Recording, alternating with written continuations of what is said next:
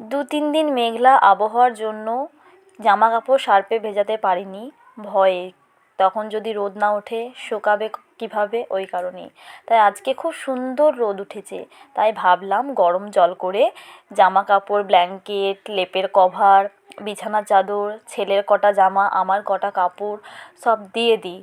আর গরম জল করতে দিয়ে এসেছি, গ্যাসে হচ্ছে। আর আজকে যত কাপড় চোপড় আছে এক কড়াইয়ে হবে না, ওই কারণে 2 কড়াই করতে দিয়ে এসেছি। তো তার আগে বিছানাটাকে ভালো করে বিছানার চাদর তুলে আমি সঙ্গে সঙ্গে বেড কভারটা পেতে নিচ্ছি। আর সেই দিন কিনে এনেছিলাম সেই নতুন বেড কভারটাই মানে পাতলাম, কারণ আমার কাছে এক্সট্রা আর কোনো বেড কভার নেই, ছিল একটা ছিঁড়ে গেছে। তো ওটাও বেশ, এই যে বেড কভারটা পেতেছি ওটার মতনই ছিল, তো ওটা ছিঁড়ে গেছে, অনেকটাই ছিঁড়ে গেছে, মানে সেলাই করেও মানে পাতা যাবে না, ওই কারণে ভাবলাম ওটার ব্যবহার করব না, এই নতুনটাই পাতি। তো এই দেখো, এই ব্ল্যাঙ্কেট লেপের কভারটা খুলে নিয়েছি, যেহেতু ময়লা হয়েছিল, অনেক দিন আগে লাগিয়েছিলাম, তোমাদেরকে তো দেখিয়েছিলামই। আর এই মশারি টশারি এইসব সব কিছুগুলোই আমি আজকে কাচবো, কারণ না কাচলে হবে না। সুন্দর রোদ উঠেছে, আবার যদি মেঘলা আবহাওয়া হয় তাহলে আবার হবে না। তো গরম জল হচ্ছে গ্যাসে, তো এই গামলাটাতেই সার্ফ ভেজাই, আমি যতবার ভেজাই এটাতেই ভেজাই। তো গরম জল হয়ে গেছে, তো আমি এবার সার্ফটাকে ভালো করে, অল্প সার্ফের মধ্যে হয়ে যাবে, যেহেতু গরম জল থাকলে বেশি সার্ফ লাগে না, আর আমি বেশি সার্ফ দিইও না। আর গরম জল করলেও আমি বেশ অনেকক্ষণ ধরেই ভিজিয়ে রেখে দিই।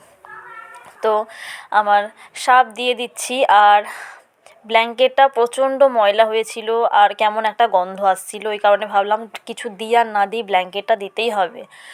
তো তোমাদের দাদাভাইয়েরও সোয়েটারটা অনেক দিন ধরে কাচা হয়নি, ওটাও দিয়ে দিচ্ছি। বালিশের কভারগুলো কেমন হয়ে গিয়েছিলো, সব কিছুই মোটামুটি আজকে সব কিছুই কাচবো। আমার কয়েকটা কাপড় ছাদে মেলা আছে, ওগুলো নিয়ে আসতে হবে। অনেকে করে একটা প্রতিদিন অল্প অল্প করে কেচে ফেলে, কিন্তু আমার তো ডেলি কাচা থাকেই। সাধারণত জামা প্যান্ট আমাকে ডেলি কাচতে হয়, তাছাড়া আমি যেদিন কাচি সেদিনকে 1 গামলা, কিংবা এরকম গামলা আর একটা আছে এর থেকে বড় সাইজের, ওই 2 গামলা করে একসঙ্গে কাচি। সাবমার্সালে জল থাকে, কোনো অসুবিধা হয় না, ঠাকুরের আশীর্বাদে এখন অসুবিধাটা হয় না। কিন্তু 2 দিন আগে একটু মানে গরমকালে জলের কষ্ট ভালোভাবে বুঝতে পেরেছি জলের কষ্টটা কী।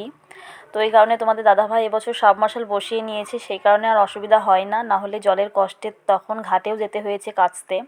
তো ছাদের ওপরে আমার কাপড় মেলা আছে, এই সবুজ শাড়িটা দেখতে পাচ্ছ, তোমরা তো প্রায় দিনই দেখো যে এই শাড়িটা পরে ভিডিও বানাই। তো শাড়িটা ময়লা হয়েছিল, ভাবলাম এটাও দেবো। আর সুধন্যর কয়েকটা জামা কাপড় আছে ছাদে, ওগুলোও নিতে এসেছি, ওগুলো সব ভিজিয়ে দেবো। আর দেখতেই পাচ্ছ ছাদে কাপড় মেলা আছে, এগুলো সব মেজদি সকালে কেচেছিল, এগুলো তুলবে, তারপরে আমি সব মেলবো।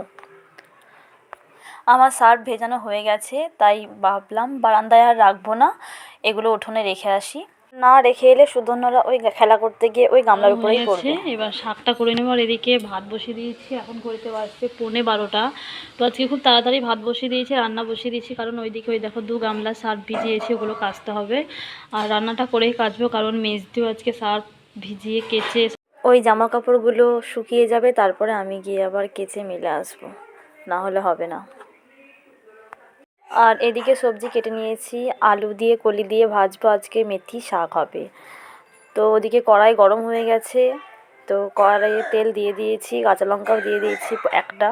তো মেথি শাকটা আগে করে নেব। আর তোমাদের দাদাভাই খুব পছন্দ করে মেথি শাকটা খেতে, ওই কারণে আজকে ওই নিয়ে এসেছে বাজার থেকে। তো আজকে নিয়ে এসেছে, তো আর আমাকে বলে দিয়েছে এবার যেদিনকে বিক্রি করতে আসবে এই শাকটা, তো মেথির শাকটা অবশ্যই নেবে, মটরের শাক থাকলে নেবে না, মেথির শাকটা নেবে, কারণ মটরের শাকের থেকেও মেথির শাকটা তোমাদের দাদাভাই খুব সুন্দর খায়। তো সত্যি আজকে মেথির শাকটা খুব সুন্দর হয়েছিল, আমিও খুব ভালো খেয়েছি, ছেলেও খেয়েছে, ছেলেকেও খাওয়াই মাঝে মধ্যে আমি শাক, তার জন্য না, কারণ বাচ্চাদেরকে একটু শাক এসব ডিম মাছ এসব খাওয়ানো ভালো। তো শাকটা খাই, আমি ভাতের সাথে মেখে মেখে খাইয়ে দিই, তারপরে ডিমটা খেতে চায় না কুসুমটা, ডিমটা ভাতের মধ্যে একবার ভালো করে ডিমটাকে মেখে খাইয়ে দিই। আর এদিকে শাকটা হয়ে এসেছে, নামিয়ে নেব। আর ওইদিকে ভাত বসিয়েছি, আর আজকেও ভাতেই ডাল সিদ্ধ করতে দেবো। তো ভাতে ডাল সিদ্ধ করতে দিলে খুব সুন্দর ভালো লাগে, মানে দই হয়ে ডালটা ভালোভাবে সেদ্ধ হয়ে যায়, তো ওটা দিয়ে দিয়েছি। আর এদিকে কড়াইয়ে বসিয়ে দিয়েছি পেঁয়াজের কলি দিয়ে আলু দিয়ে ভাজাটা। তো এটাকে ভালো করে নেড়ে চেড়ে পরিমাণ মতো লবণ, পরিমাণ মতো হলুদ দিয়ে একটু জল দিয়ে ঢেকে দিয়ে কিছুক্ষণ পর ঢাকনাটা খুলে ভালো করে নেড়ে চেড়ে গ্যাসটাকে লো ফ্লেমে দিয়ে কিছুক্ষণ রেখে তারপরে নামিয়ে নিলেই রেডি হয়ে যাবে পেঁয়াজের কলি দিয়ে আলু দিয়ে ভাজা পারফেক্টলিভাবে।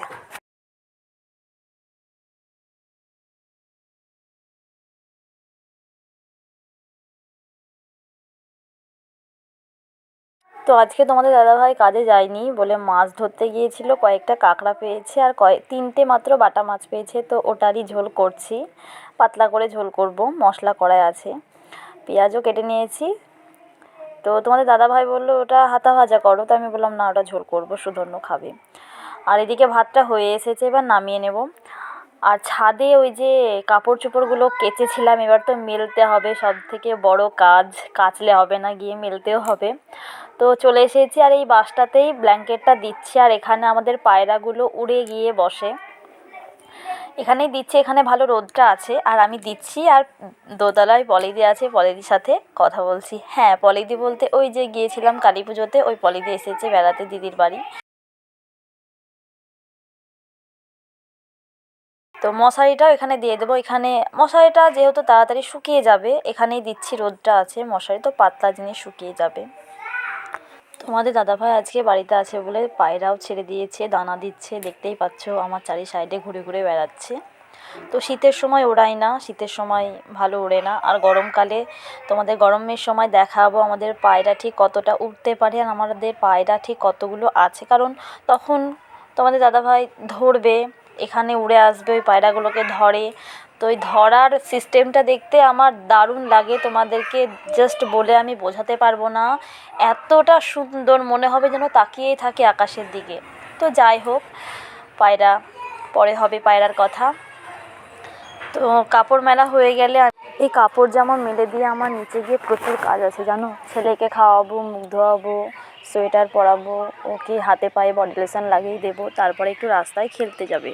সারাদিন তো সেরকমভাবে রাস্তায় বেড়ায় না, বিকেলের দিকে বেড়ায়, আর আমি বেড়াতেও দিই না, কারণ সব সময় গাড়ি ঘোড়া রাস্তা দিয়ে যাওয়া আসা করে, কখন কী হবে খুব ভয় লাগে জানো তো। একবার মোটর সাইকেল যাচ্ছিলো, দৌড়ে যাচ্ছিলো, আর একটু হলে খুব বড় বিপদ হয়ে যেত, ওই কারণে সবসময় ওকে রাস্তায় বেড়াতে দিই না। বিকেলের দিকে আমি জানালার ধারে বসে থাকি, তখন একটু খেলা করে, তারপরে বাড়ি চলে আসে। বন্ধুরা, welcome back to my channel লিপিকার ফ্যামিলিতে তোমাদের সবাইকে জানাই অনেক স্বাগত আর অনেক ভালোবাসা। তো কখন থেকে মনে মনে করছি যে সামনাসামনি এসে কথা বলবো, কিন্তু আজকে কাজের এতটা প্রেশার ছিল আমার, তোমাদের সামনে এসে কথা বলাটাই হচ্ছিল না। তো এখন বিকেলবেলা একটু ফাঁকা আছি, তাই ভাবলাম যাই তোমাদের সাথে একটু গল্প করি। তো কাজকর্ম হয়ে গেছে, আর আজকে তো দেখলে প্রচুর সার্ফ ভিজিয়েছিলাম, জামা কাপড় কাচলাম, রান্নাবান্না খুব তাড়াতাড়ির মধ্যে করতে হয়েছে। কাজের প্রেশার বলে তোমাদের দাদাভাই আজকে বাড়িতে আছে, ওকে ভাতটাও বেড়ে দিতে পারিনি, ও নিজেই বেড়ে খেয়েছে, ছেলেকেও খাইয়ে দিয়েছে। তারপরে আমি কেচে কাপড় মেলতে গিয়েছিলাম, তো প্রচুর কাপড় ছিল, তাতে আবার জায়গা কম, মানে দড়ি একটা দড়িতেই মানে দুইজনের মেজ দিয়েও মেলেছিল, তো ওটা প্রবলেম হলো, এখানে ওখানে দিতে হলো। আর এই বালিশের কভারগুলো সব কেচে দিয়েছি, তো ওই কারণে খোলা আছে, আর কিছুক্ষণ পর গিয়ে নিয়ে আসবো। আর আমি গিয়েছিলাম একটু বড়দির ছাদে ভিডিও বানাতে, তো ভিডিও বানানো হয়ে গেল, চলে এলাম। তো এবার ছাদে যাব আমাদের, দিয়ে বালিশের কভার, বিছানার কভার, এই দেখো লেপের কভারটাও কেচে দিয়েছিলাম, সেটাও শুকিয়ে গেছে, ওটাও নিয়ে আসবো, দিয়ে লাগাবো। আর আজকে দেখো এই বিছানার চাদরটা সেদিনকে কিনে নিয়ে এসেছিলাম, এটা পেতেছি, ভালো লাগছে না? তো খুব পছন্দ হয়েছিল, দিয়ে নিয়ে এলাম, তো ভাবলাম আজকেই পাতা যাক, খুব নরম সফট চাদরটা। আর সুধন্য খেলতে গেছে বাইরে। দিদা যে 5 টাকাটা দিল আমাকে দাও, আমি ব্যাংক ভাড়ে রেখে দিই, পরে কিছু কিনে দেবো, দাও।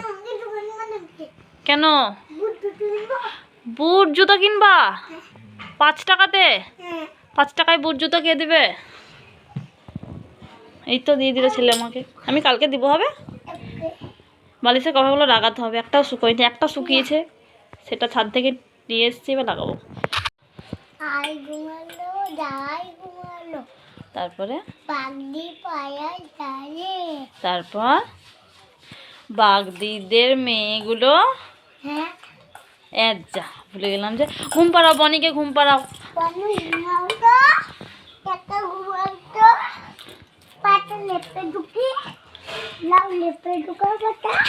হ্যাঁ, লেপে ঢোকা পাটা ঠান্ডা ঠান্ডা লাগবে না? হ্যাঁ, ঘুম পাড়াও।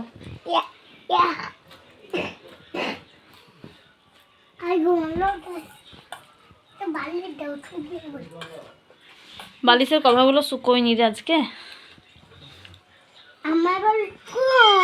তোমার বালিশ আছে, আমি দিব তোমাকে, দেব। তুমি বনিরটাই ঘুমাও না, ঠান্ডা লাগে না যেন বনির। দেখো, আর সবাইকে গুড নাইট বলে দাও। আর এই দেখো, এখানে হচ্ছে ডিম ভাতের ফিস্ট।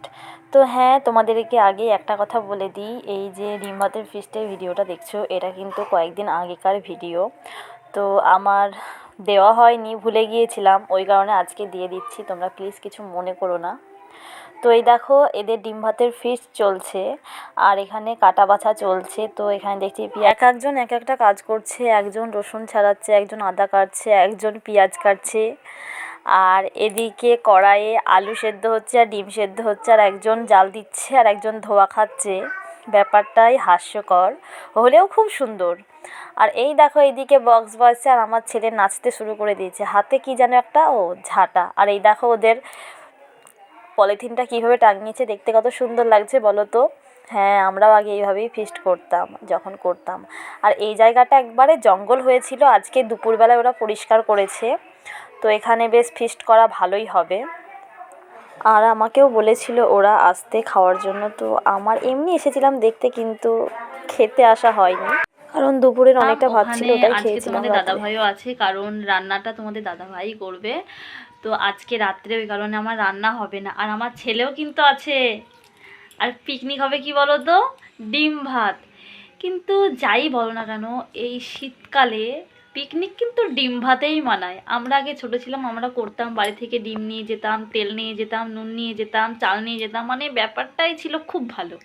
সেগুলো এখন আর হয় না, এখন সব টাকা তুলে হয়। কিন্তু ওই যে বাড়ি থেকে নিয়ে যাওয়া, তারপরে করা পিকনিক, রান্না করা, তো ব্যাপারটাই ছিল খুব মজাদার, খুব আনন্দের। আর ছেলে খুব ঠান্ডা লেগে গিয়েছে। আর টুপি খুলবো না, ঠিক আছে বাবু? আজকে ডিম ভাত খাবা তো? নিজে হাতে খাবা তো? খাবা তো নিজে হাতে? ঠিক আছে। আর আজকে রান্না হবে না, তো ওই কারণে কিছুক্ষণ ধরে বসে বসে একটা দিদির সাথে কথা বলছিলাম ফোনে, তো কেটে দিল, খাবার খেতে গেল বলে। তো আজকে রান্না হবে না। আমি এখন বাজছে ঘড়িতে 10:30, আর এখনও ওদের ফিস্ট হয়নি। সুধন্য তো ফিস্ট ছিল, কিন্তু সুধন্য দুপুরে ঘুমোয়নি, অতক্ষণ থাকতে পারবে? ওই কারণে আমি ওকে আবার, ও জেম্মার ভাত হয়েছিল, ওই ভাত নিয়ে খাইয়ে দিয়েছি, আমার তরকারি ছিল, তো বেগুন আলুর রসা দিয়ে খাইয়ে দিয়েছি।